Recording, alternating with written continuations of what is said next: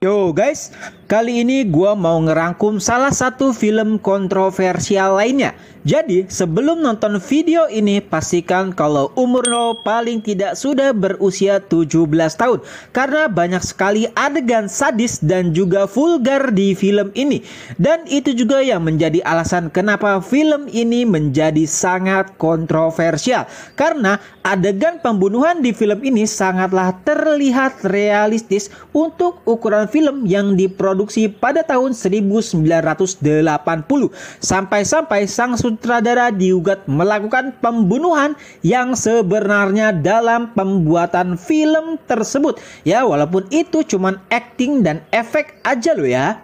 Oke, langsung aja begini alur ceritanya.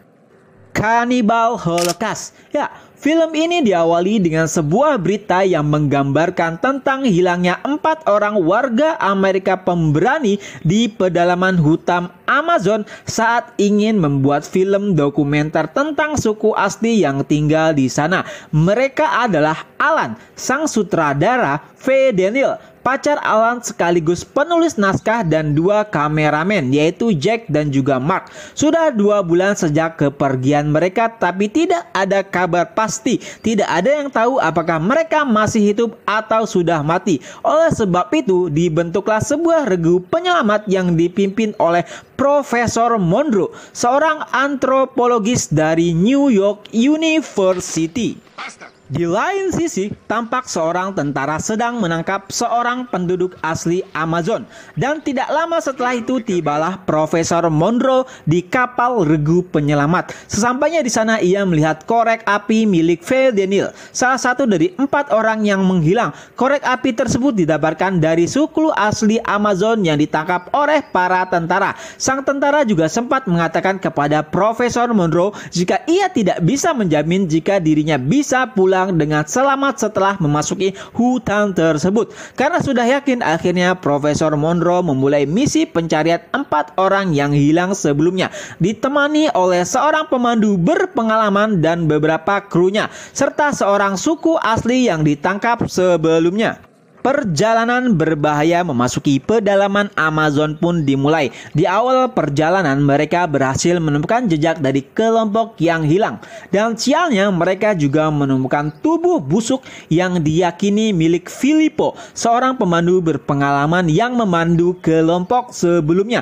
Di tengah perjalanan mereka juga melihat pasangan suku Yakumo, salah satu suku asli Amazon, sedang melakukan hukum adat dan membunuh pasangannya. Awalnya Profesor Monroe ingin membantunya, tapi ternyata sang pemandu melarangnya karena itu adalah hukum mereka dan tidak boleh diusik. Dan setelah kejadian itu mereka semua mengikuti pria Yakumo tersebut agar bisa membantu mereka ke perkampungan mereka.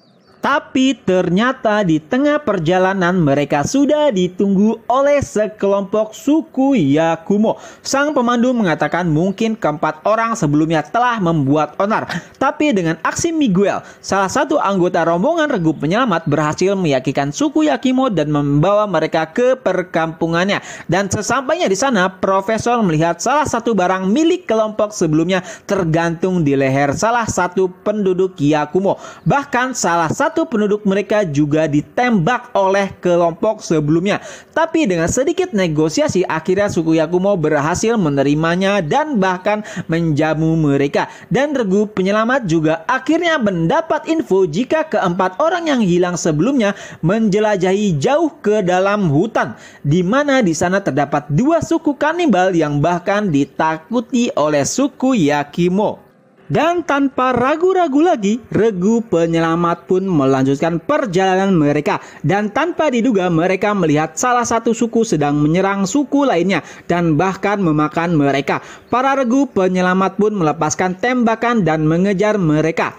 Dan sampailah mereka ke perkampungan suku yang diduga tempat orang sebelumnya menghilang. Di sana Profesor Monroe juga menemukan jam milik anggota yang hilang. Dan bahkan ia juga menemukan bangkai dan juga peralatan dari kelompok tersebut. Dan disitulah Profesor yakin jika suku tersebut juga menyimpan kaset rekaman dari kelompok sebelumnya.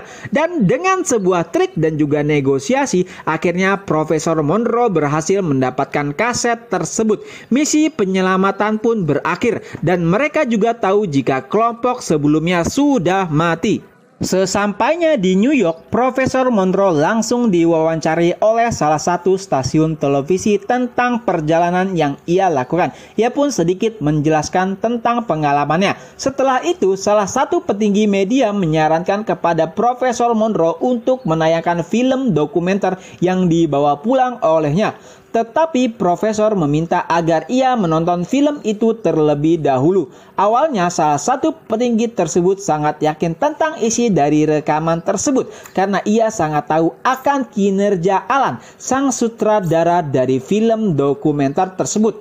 Profesor Monroe pun mulai menonton isi rekaman tersebut. Di awal-awal rekaman tidak ada masalah, akan tetapi karena ada beberapa kerusakan, rekaman tersebut harus sedikit diperbaiki.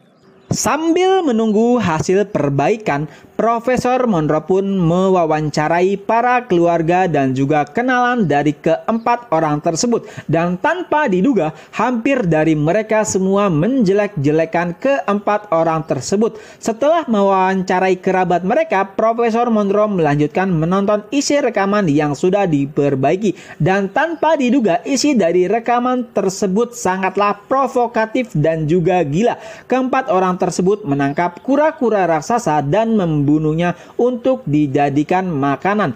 Lalu saat melihat suku Yakimo sedang berburu, Alan menembak salah satu dari mereka. Dan tidak sampai di situ. Sesampainya di perkampungan Yakimo, keempat orang tersebut membakar perkampungan mereka. Dan itulah alasan kenapa suku Yakimo sangat membenci mereka.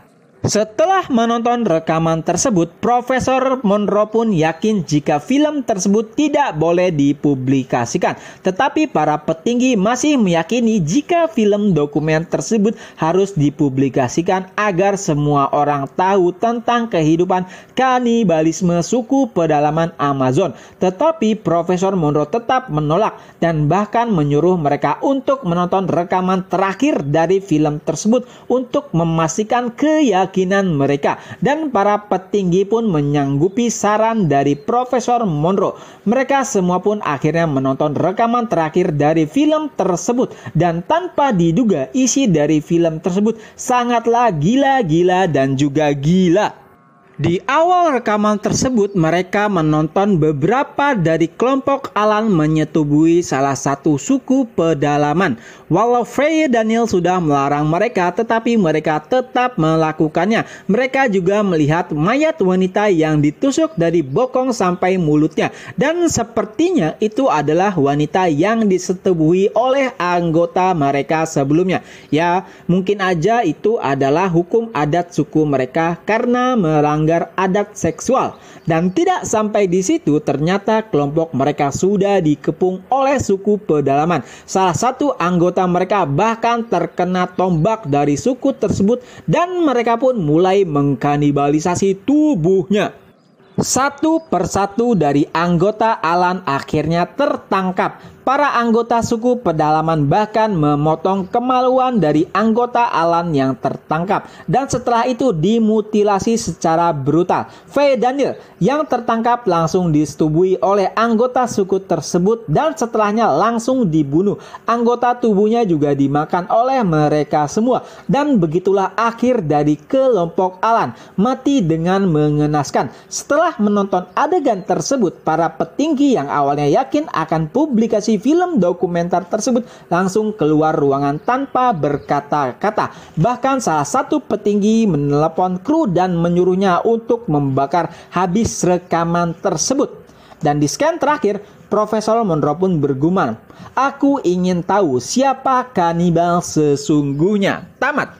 Ya, gimana menurut kalian? Kalau menurut gua emang pantas aja film ini digugat. Karena untuk film tahun 1980 adegan pembunuhannya benar-benar tampak nyata. Dan ada beberapa pelajaran juga yang kita bisa ambil dari film ini. Yaitu mungkin saja kekejaman seseorang terjadi karena adanya pemicu. Jadi jangan sampai kita menjadi pemicunya. Oke, cukup sekian dulu untuk video kali ini. Ketemu lagi di video selanjutnya. Bye-bye.